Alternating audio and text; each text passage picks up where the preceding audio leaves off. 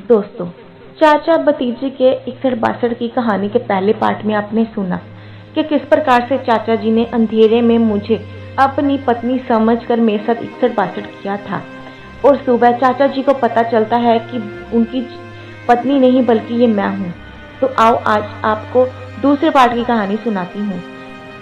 यदि आपने पहले पार्ट की कहानी नहीं सुनी है तो उसका लिंक डिस्क्रिप्शन बॉक्स में दे दिया जाएगा या आप चैनल पर जाकर भी इस कहानी को सुन सकते हैं। तो आइए कहानी को आगे बढ़ाते हैं। जब चाचा जी ने मुझे तबीयत ठीक करने के लिए दवाइयाँ दे दी तो मैंने अपने कमरे में सोचा आकर आराम कर लेती हूँ, किंतु थोड़ी देर बाद वहाँ पर चाची आ जाती हैं और मुझसे पूछती हैं कि कैसी रही तुम्हारी रात, जिसे सुनकर मेरे रोंगटे खड़े हो गए थे।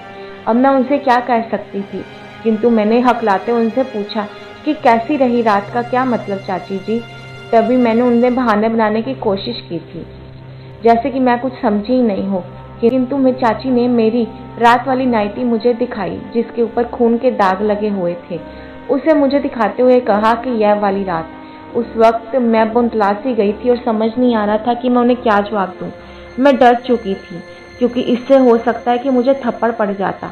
तो मैंने चाची से उस वक्त कुछ भी नहीं कहा, किंतु चाची मेरे पास में आकर बैठ गई और मुझसे कहा कि कोई बात नहीं पूजा, हर लड़कियों की ज़रूरत होती है, शायद इसलिए तुमने भी ये सब कर दिया होगा, इसमें कोई गलत बात नहीं है।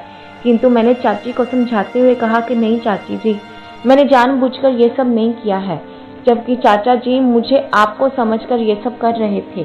तभी चाची ने मुझे गले लगा लिया और बोली कि कोई बात नहीं, अब तुम जाकर नहा लो। किंतु चाची को फिर मैंने एक्सप्लेन किया कि उन्होंने मेरे मुंह पर हाथ रखा हुआ था, मैं चाहकर भी चिल्ला नहीं सकती थी और मैंने सोचा कि यदि अगर मैंने आपको हाथ हिलाकर आपको उठा दिया तो हो सकता है आपका रिलेशन खराब हो जाए, तो मैंने चुप रहना ही ठीक समझा।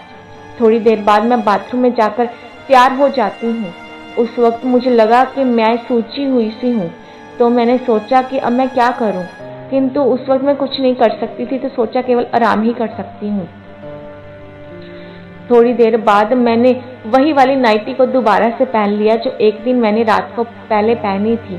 शाम को चाची जी मार्केट चली गई थी और उस वक्त मैं घर में अकेली ही थी।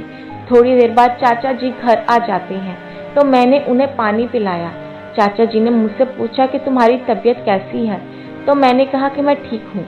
तभी उन्होंने पूछा कि चाची कहाँ है। मैंने बताया कि वो मार्केट में गई हुई हैं। तभी वे मेरी ओर लगातार निहार रहे थे, जिसकी वजह से मैं फिर से डर जाती हूँ और उन्होंने मुझे छूने की कोशिश की। तभी मैंने उनसे पूछा कि आप फिर से ये सब क्या कर रहे हैं, अब तो आप जानबूझकर कर रहे हैं, क्या आपने कल रात को भी जानबूझकर ही किया था। तो उन्होंने मुझसे कहा कि नहीं देखो पूजा, उस वक्त तो मुझे ये सब नहीं पता था, किंतु मुझे फील हो रहा था कि शायद ये तुम हो, किंतु मैं श्योर नहीं था। तभी चाचा जी बोले कि देखो पूजा, अब तो तुम एक बार मेरे साथ ये सब कर ही चुकी हो, तो अभी तो तुम्हारी चाची को भी पता चल चुका है, तो फिर शर्माना किस बात का, और इसमें गलत भी क्या है। आओ एक बार फिर से ये सब करते हैं। तो मैंने चाचा जी से कहा कि नहीं नहीं ये सब गलत है, किंतु चाचा जी ने उस वक्त मेरी एक बात नहीं सुनी और वो उठाकर मुझे अपने कमरे में ले गए और उन्होंने देखते ही देखते मेरे साथ ये सब करना शुरू कर दिया। चाची जी अभी घर पर नहीं थे तो चाचा जी बेफिक्र थे।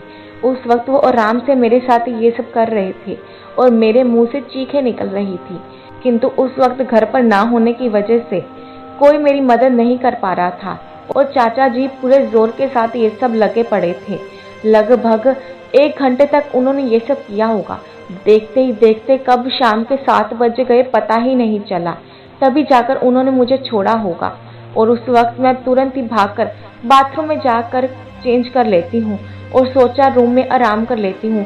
समझ नहीं आ रहा था कि मैं क्या करूँ।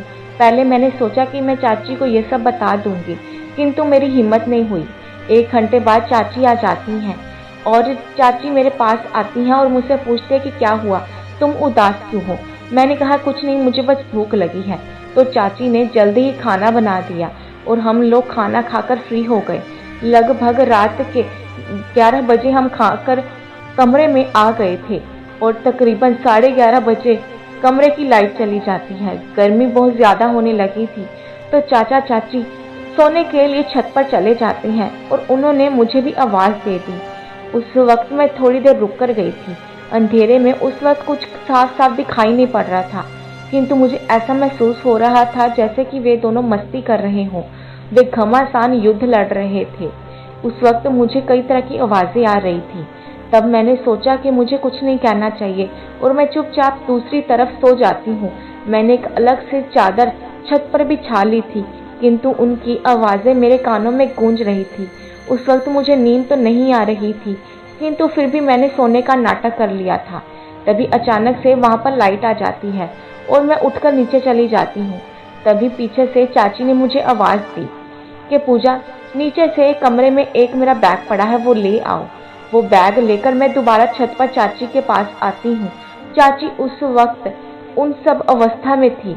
मैं थैला लेकर जैसे ही वहाँ से मुड़ने लगी तो चाचा जी ने मेरा हाथ पकड़ लिया। मैंने छुड़ाने की बहुत कोशिश की, किंतु चाचा जी के सामने मेरी एक नहीं चली। चाची जी वहाँ से उठकर अपने कमरे की ओर नीचे चली जाती हैं। उस वक्त मैं समझ चुकी थी कि चाची जी ने जानबूझकर हमें अकेला छोड़ा है ताकि चाचा जी वो सब कर सके।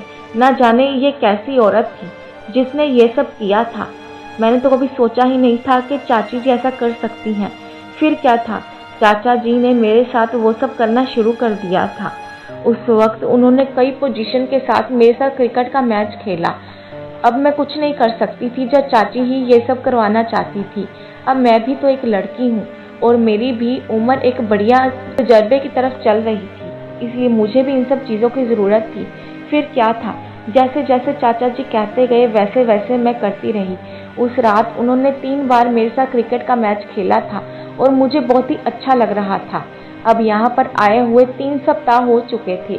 अब हम बिल्कुल एक दूसरे के प्रति खुल चुके थे और कभी कभी तो हम तीनों ही एक साथ 61-62 किया करते थे। अब मेरा शरीर भी शादीशुदा औरतों के जैसे होने लग गया था, किंतु चाची को इस बात से कोई ऐतराज़ नहीं था कि चाचा जी मेरे साथ ये सब कर रहे हैं, इसलिए मुझे भी क्यों इतराज़ होगा। अब जब गर्मियों की छुट्टियां खत्म हो चुकी थी तब मैं वापस आ चुकी थी। कई बार चाचा जी जानबूझकर हमारे घर आ जाया करते थे और एक एक सप्ताह रहकर यहाँ से जाया करते थे और उन दिनों में वो सब मेरे साथ किया करते थे और कभी कभी तो बहाने से मुझे बुला लिया करते थे, क्योंकि अक्सर ही हमारा सैटरडे कॉलेज का बंद होता था, जिसकी वजह से चाचा जी रात से फ्राइडे वाली ही बस बुक करवा दिया करते थे और 2 दिन मेरे साथ खूब मजे लिया करते थे और चाची को भी इस बात से एतराज़ नहीं हुआ करता था और चाचा चाची और मैं मिलकर ये सब कर लिया करते थे। दोस्तों, ये थी पूरी कहानी जो मैंने आपके साथ शेयर की। मुझे उम्मीद है आपको ये कहानी ज़रूर पसंद आई होगी। यदि कहानी का पहला पार्ट आप सुनना चाहते हैं तो उसका लिंक डिस्क्रिप्शन बॉक्स में दे दिया जाएगा, या फिर आप हमारे चैनल पर जाकर भी पहले पार्ट की कहानी को सुन सकते हैं। तो मिलते हैं नई कहानी के साथ।